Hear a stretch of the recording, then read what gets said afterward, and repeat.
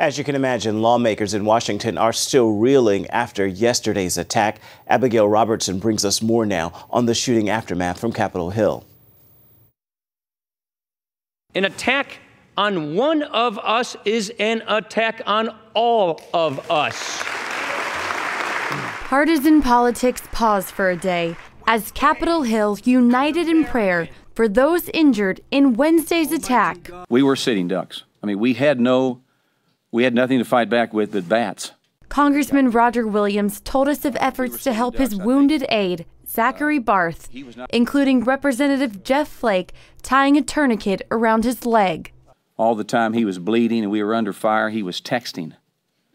He was texting, letting people know we were under fire and that we needed help. Senator Rand Paul told CBN News he felt helpless watching Representative Scalise go down as the gunfire continued. People were nearly killed because of someone who got carried away with politics.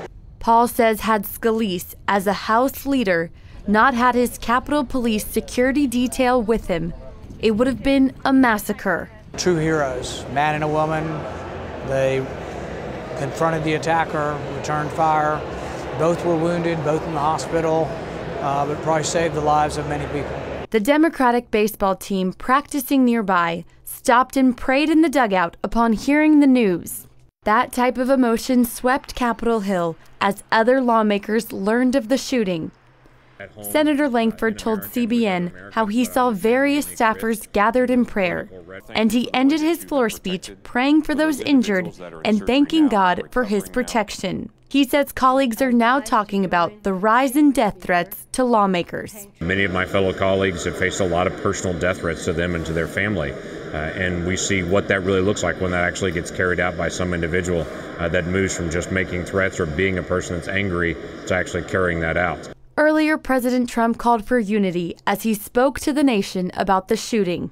America is praying for all of the victims of this terrible shooting. In the evening, he left the White House to visit Scalise and the wounded officers. Despite the shooting, the congressional baseball game will still go on as scheduled.